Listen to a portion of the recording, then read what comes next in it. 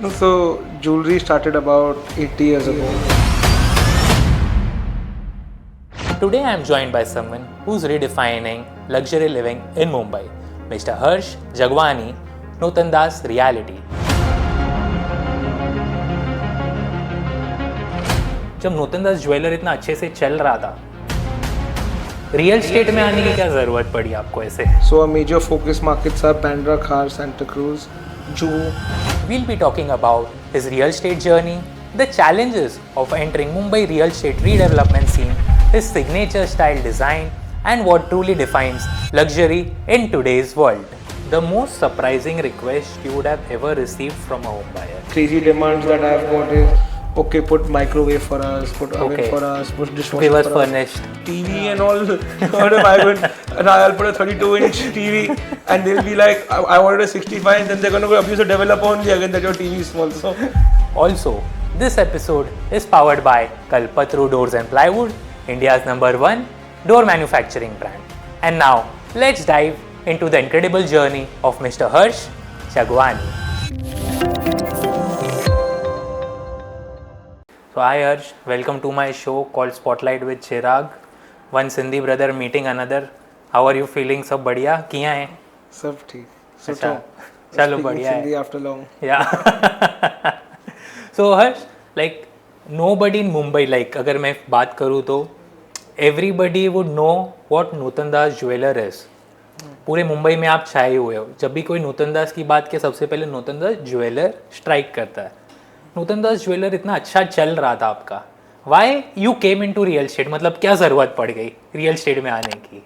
No, so jewelry started about 80 years ago. Okay. Pre-partition. From Pakistan, because we are Sindhis. From Pakistan, my grandfather came to India, Jaipur, then Mumbai. So jewelry's been there since that long. So it's hard to match up that kind of legacy. Real estate also hasn't been very, very young. I believe the first project we did was about 20 years ago, 2002 or 3, if I'm not mistaken. My dad had taken that up in Bandra, where our current office is.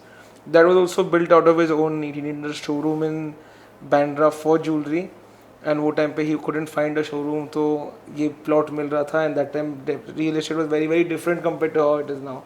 So organically that happened. Then 1 or 2 years after that, he got the plot next to it as a pure development play, and then so it was very, very organic, not like a planned expansion into real estate.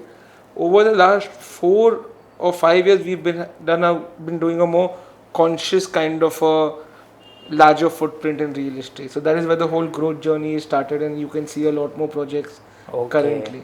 Okay, so it has been like 4 to 5 years that you have started your construction. So in which areas majorly? So we've been working the entire western belt. We are very, very clear that the kind of projects in terms of luxury or locations that we want to do. So our major focus markets are Bandra, Khar, Santa Cruz, Juhu. We have a pipeline lined up in Versova and South Mumbai, which should take off sometime next year. We don't want to go into other markets where it's a more price conscious kind of a buyer, not to take anything away from them. But 1 bedroom or 2 bedrooms are not our focus currently. Okay. So अभी आपने जैसे बताया that you entered into real estate 4-5 years back aggressively. अभी Mumbai being such a strong market, everybody knows in the world. There are many already big players who are established, really well settled in Mumbai. तो बोलते हैं ना हर एक industry का एक गुंडा रहता है ऑलरेडी. मुंबई रियल स्टेट में ऑलरेडी बहुत हैं पहले से. So how difficult it was to enter into real estate and working more towards government rules and regulations? How you managed that roadblocks? So I won't lie, it wasn't very hard, but also not very easy. It was somewhere in the middle. I believe because, like you said, Notandas has such a strong brand name earlier. So of course that trust factor and all in terms of sales or what we launched, we didn't have a problem on that aspect. Again, when we were looking at the entire market, although there were so many developers, like how you say, and every area had its own kind of key players, there wasn't any product or any developer which everyone loved. Everybody would always go out and abuse the developer they bought their house with. So it's not like it was a very satisfactory one brand kind of this thing. Of course, things are changing, larger players are coming in, everybody's getting their act together. That is of course happening as a daily process. But at that point of time particularly, there was a major gap in terms of trustworthiness, delivery on time, quality, things like that, which now we take for granted, pre-RERA times, True. pre-GST times, things like that. So that was kind of the easy bit. We were very, very clear what our strengths are. In terms of regulatory approvals, things like that, my first building, I didn't know anything. So of course, we had done a few buildings earlier, so we had a few consultants. You have a BMC architect, you have a licensing consultant, things True. like that. But I wouldn't even know how many NOCs would be required or how long a timeline of NOCs would take and things like that. So of course, we learned on the job. So that was maybe a little tough, but I believe the newer government, or ever since the policies got streamlined, I don't think approvals take that kind of time if you have everything in order. Of course, it's one of the more Hmm. time consuming things, Hmm. but it's not that if you want to do anything out of the box, it might take time. But regular approvals should sail through. So on your projects, normally when it comes to approvals, as you said, you finalize any projects. So how much time durations that you have in it, you focus for construction, like So we are quicker that way. I believe the fastest we've got any approvals is from the day our designs were ready, which was okay, maybe about a month to design, get it ready, which was very, very fast. We got all approvals in hand in 4 months after that. okay, So I believe 5 months was when we really squeezed in everything, put all our efforts. I believe an average you should consider between 6 to 8 and months. Again, deciding on if there's environmental clearance or there's coastal regulation or things like that. Because it's not one glove fits all. Every multiple area, every regulations. location has Huh. different. Maybe a plot has a reservation, so you cannot put a general timeline to it. But I think any developer getting approvals in 3 to 6 months, three is tough, but if anybody can, great, is a great kind of a timeline. Okay. So I have majorly noticed that your development takes place in Andheri, Villeparle, Chuhu, Bandra and Santa Cruz, which are majorly known for premium luxury or luxury. Why you have only focused, like I can want to ask, like why only these areas that you're eyeing on? So we've not particularly focused on it. Luxury, I believe, just comes naturally to us. If you look how Mahesh Notandas was placed earlier, even now, we are very, very strong on the whole Western belt, mainly the markets that you've been mentioning, and that by itself is a ultra luxury brand by itself, even within the players of jewelry. So it was more of a complementary product for us. We had a lot of cross sale kind of thing where our jewelry clients would come and buy property from us, or our property clients would go and buy jewelry from us again. So that was kind of just complementary for us. And the focus, I mean, we weren't planned developers, so it's not that we got into that, oh, this is more economically logical, one bedroom, two bedroom, maybe we can maximize or things like that. We wouldn't even know maybe how to do it. So even when we develop now, I believe we put a complete blind eye towards construction costs. Of course, we do keep a watch on it, but I believe compared to a typical developer, we are a lot more lenient on the kind of materials that go in or the kind of quality we build. So I wanted to know your projects majorly have distinct design.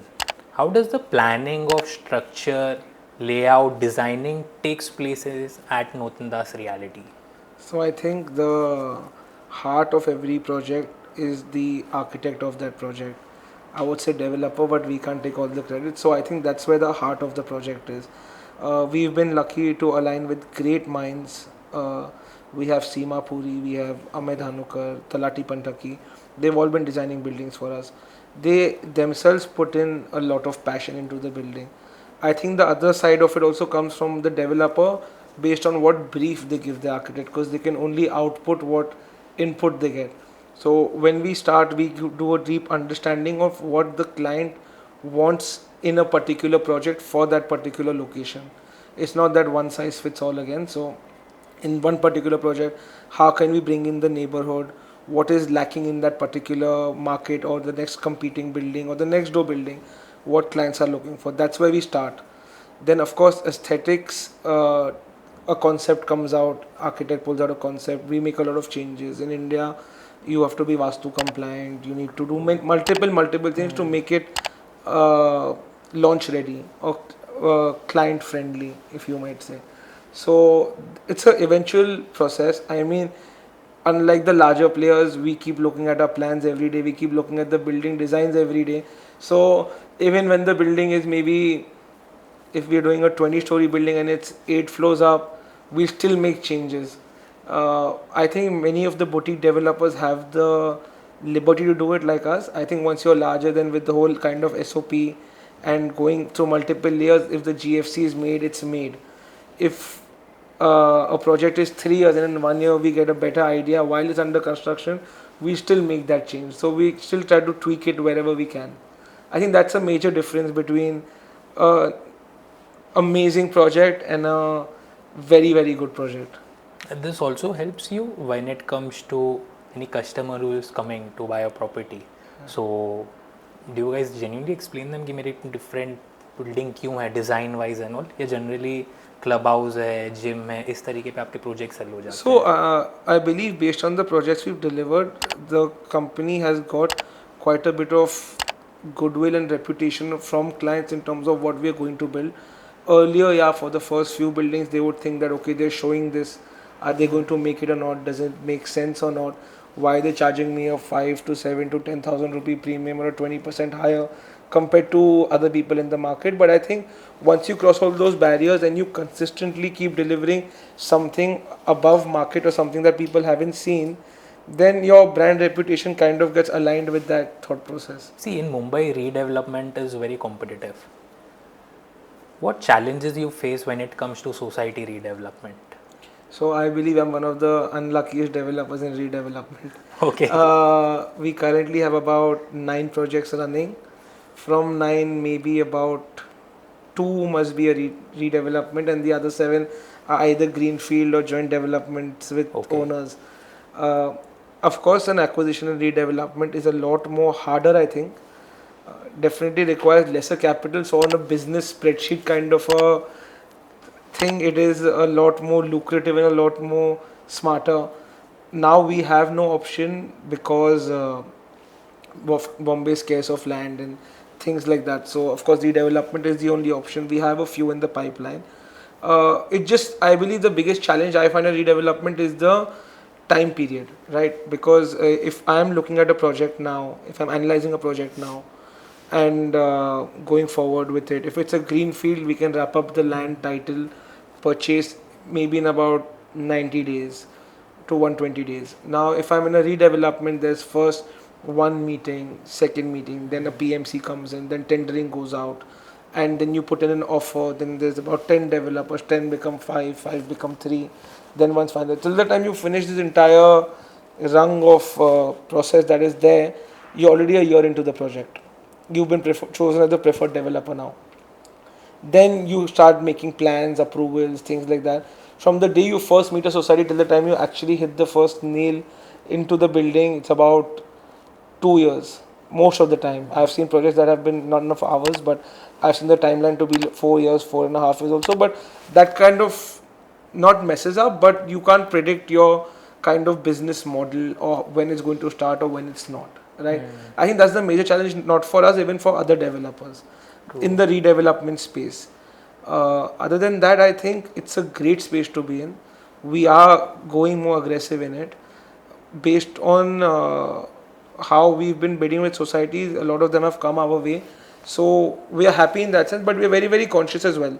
So we won't go out and bid for something out of the blue which is not a strong market and maybe might be a waste of time for us or the society as well. So if we get offers for 30 societies, we will not bid 30. We'll probably bid for 10. From 10, we'll be hopeful that we go through with 4 or 5, because you can't have a 100% hit rate anyway. True. But in Mumbai, as we were discussing right now, there are already big players. And me being in Mumbai, there are few brand names. As a normal layman, people think यार अगर ये बंदा के मेरा building बनाएगा, I will be very happy. You entered 4 to 5 years, and now at today's time in Mumbai, everybody is fighting for redevelopment. Challenges बहुत होता होगा. Society की demands भी हो सकती होगी. Offer pitching is also one major thing because now it's open market. Everybody feels यार offers जो अच्छा देगा हम ले लो. फिर builder कैसे भी बना ले वो तो अलग बात है उसमें. तो वो वाला challenge कैसे आप face करते हो? I think the biggest downfall of any society is to go with the highest offer they have. I'm not saying in that sense, because if you don't have trust in the brand that is developing your building, you don't know the quality they're developing or what work they've done in the past. Just because they've given some crazy offer like 95%, 105%, I've been hearing 150, 140% now, I've been hearing.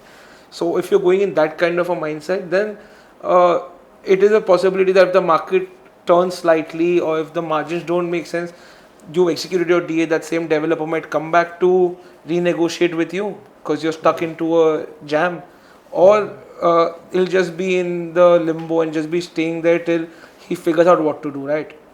The redevelopments we are doing too. In both of them, we've not been the highest bidder.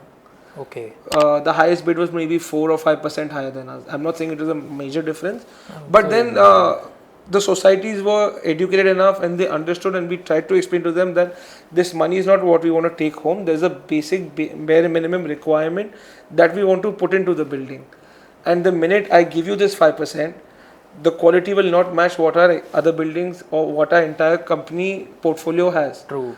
So now you would rather get 5% less and hope and trust your developer that at the final project is over, your apartment pricing will be 20% higher than your next door building, True. or you take 5% more area and you're still at the same level or maybe at a 5% discount to market once the building is ready, because it's not come up to that kind of quality. True. So it's a very dynamic relation, because in a society there must be 25, 50, 80, 90 members, depends how many ever, depending on land parcel.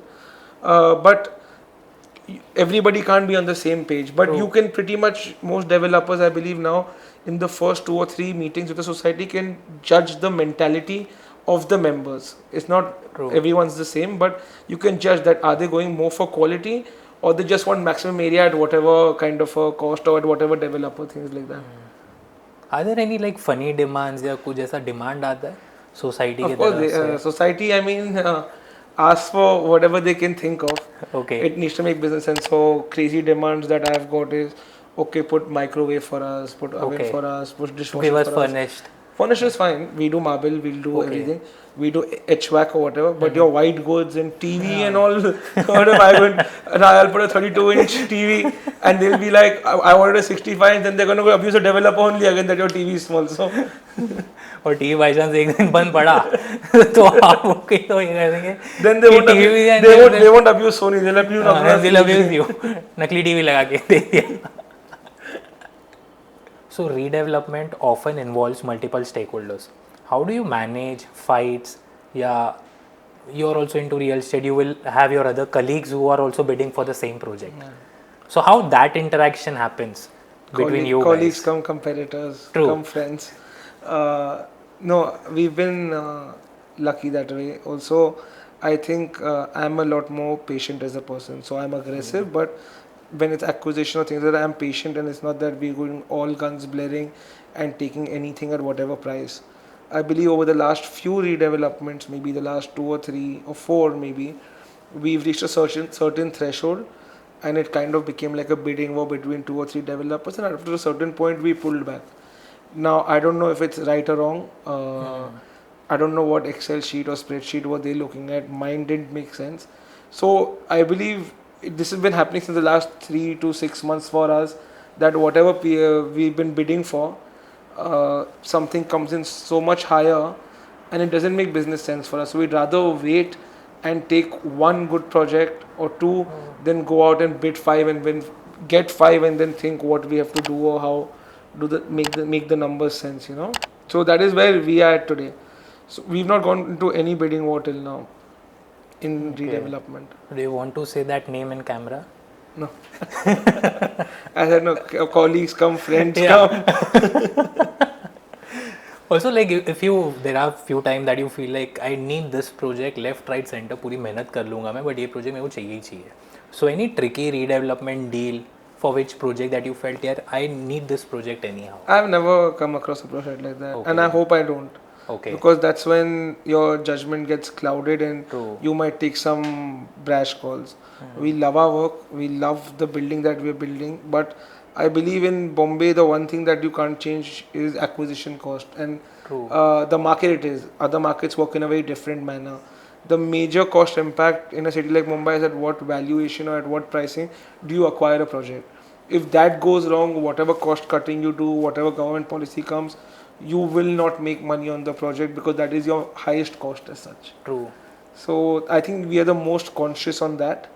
It involves the maximum promoter time, our time personally, when we're looking at the business development acquisition part.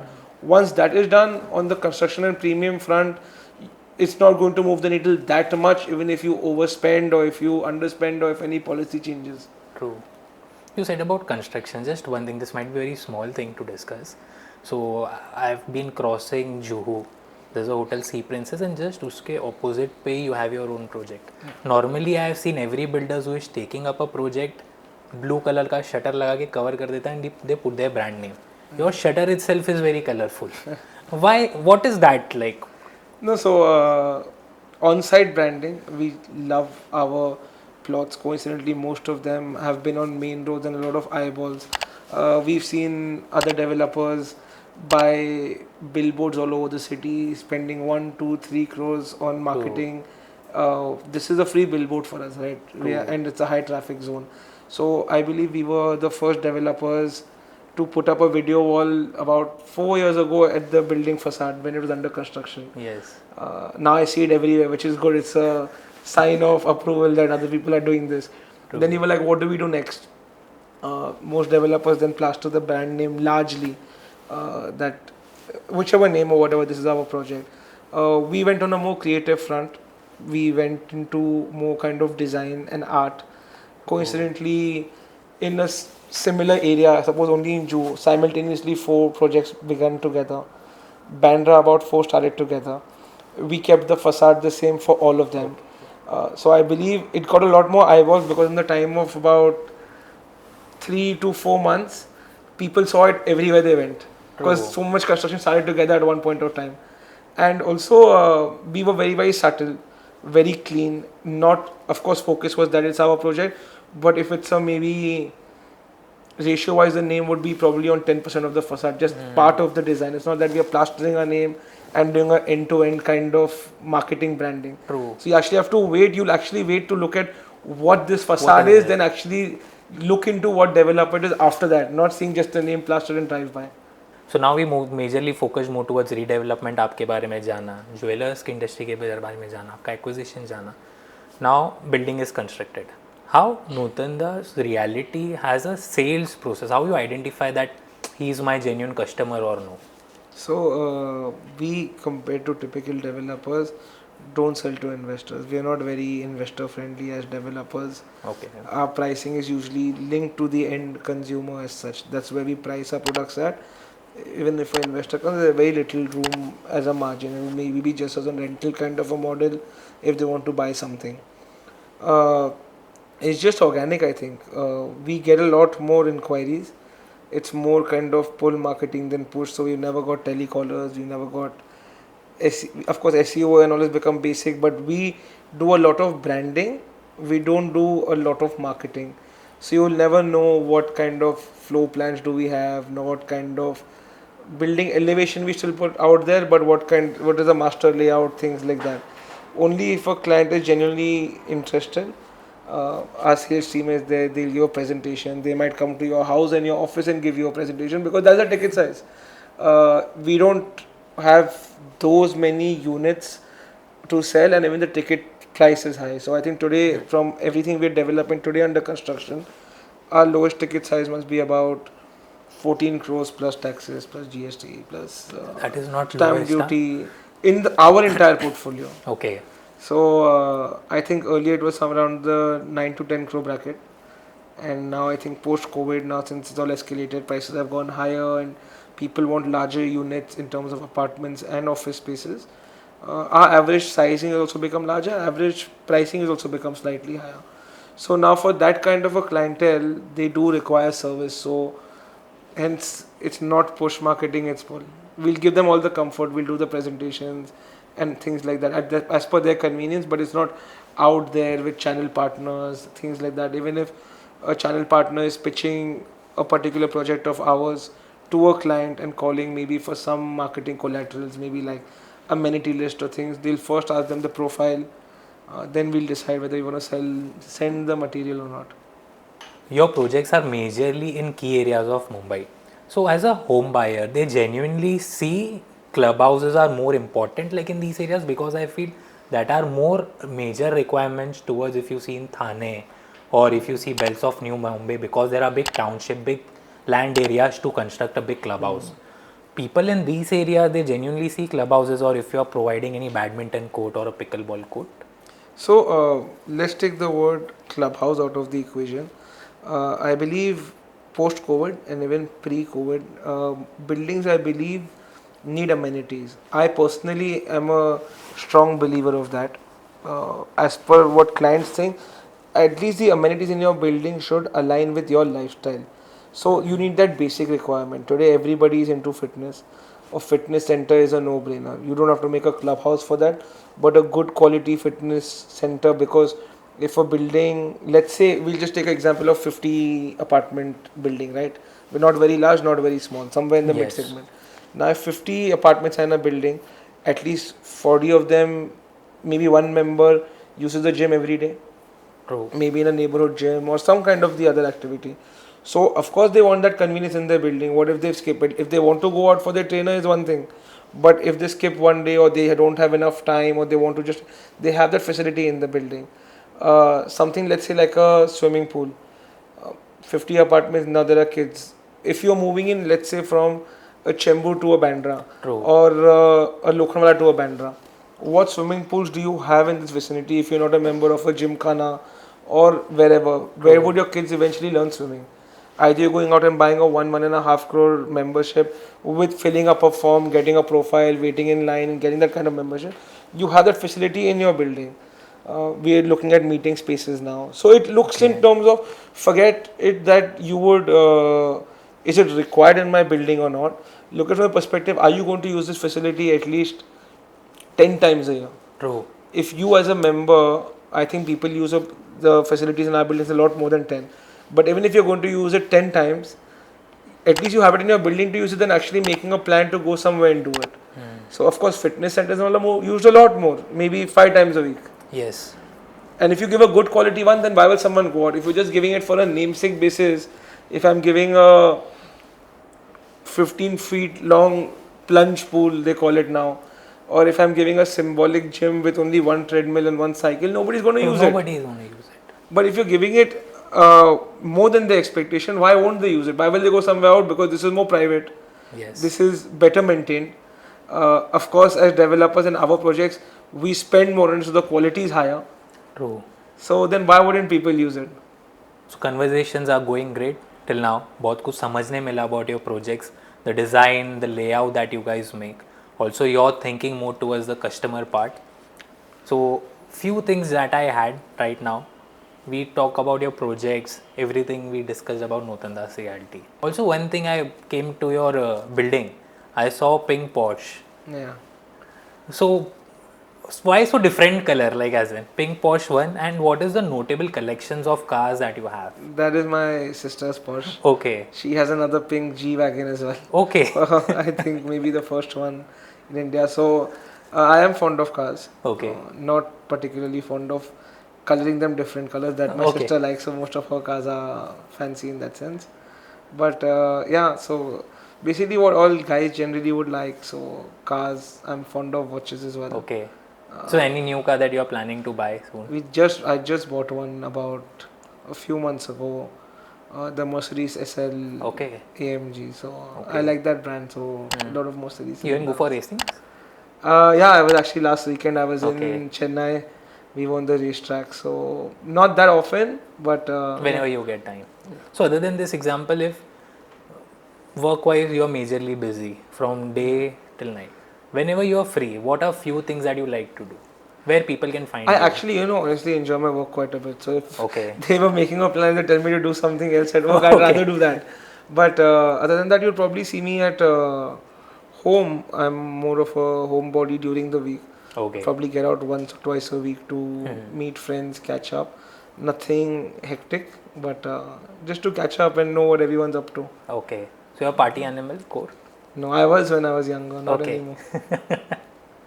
So, yeah, it was nice having a great conversation with you. I'm literally enjoying it. But before we end, I have a nice rapid fire session with Harsh, which will begin right now.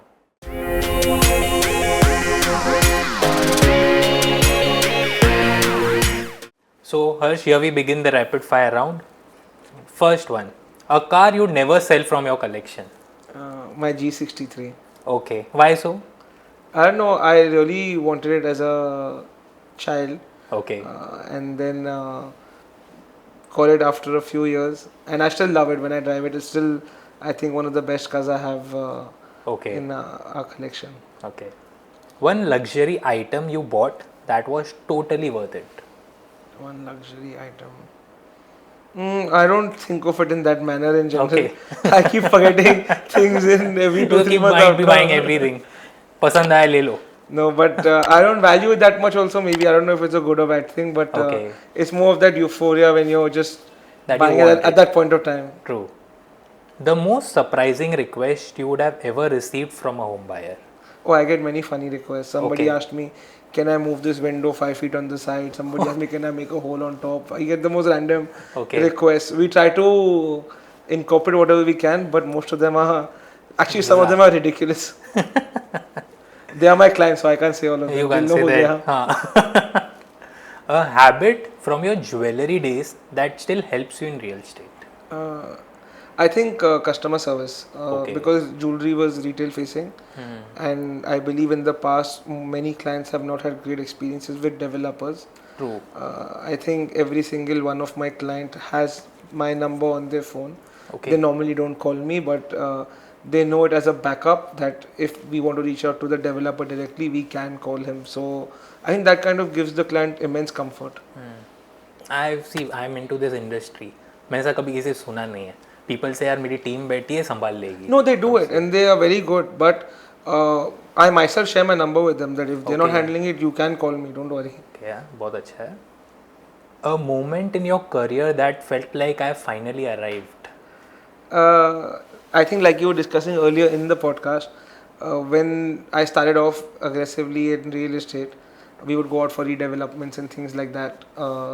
Most people would put off, they're like, oh, Notandas, they're in real estate or what? We thought it's a jewelry brand. When have they started real estate? What are they doing, etc. I think now it's more of a given. I think, I don't know when the exact moment came, but how the transition happened since the last few years. Now people think real estate is much larger and they're like, oh, how much of it is it jewelry? Now it's Oh. not that that introduction into real estate has to be given anyway. Yes. So this is like sea view apartment or penthouse terrace. Both, no? Penthouse terrace facing Penthouse the sea. terrace नहीं नहीं. Facing the sea. बहुत अच्छा जवाब था ये. A luxury amenity that Mumbai buyers always ask for. Now I think people are a lot more conscious. Ceiling height has become a big one. Okay. People are very conscious what's the kind of internal ceiling height they want. And secondly, the neighborhood in terms of not external, but what is the gentry within the building? What are the kind of residents or members that we are targeting, or what are in a redevelopment? What are the older members' profile? And in a completely greenfield, what is the typical stack of apartments you're making to kind of gauge what are the neighbors going to come into the building? True. That is also very important. The one spot in South Mumbai you dream of doing a landmark project in. I would love to build something on Marine Drive, but we're not allowed to because of the heritage True. precinct. So I think everybody thinks of that, but it's not possible. So Everybody wants to create some big landmark that area though. So this is something very interesting. In Sindhi world, as we both are Sindhis, so in Sindhi world, property and gold, both are precious. Which one rules your heart more? I love both. As long as they both remain precious, we'll keep selling. We're happy. True. पैसा पैसा पैसा. We do both. So वो बहुत important है. सो हर्ष it was really मज़ा आया आपके साथ कन्वर्जेशन करके. बहुत कुछ समझने मिला. Thank you for being my guest on spotlight with Chirag. thank And you here for we having end the me. session. Thank you. Thank you. So that's a wrap for today's episode with Harsh Jagwani, Notandas Realty. If you like the conversation that we had today, आपने कुछ नया सीखा, नया कुछ समझा, सो ये episode को ज़रूर लाइक करें, शेयर करें and subscribe to my channel spotlight with Chirag. Also this episode is possible with our partner Kalpataru Doors and Plywood, India's #1 door manufacturing brand. और दोस्तों, नए गेस्ट, नए एपिसोड्स आते रहेंगे। सी यू नेक्स्ट टाइम।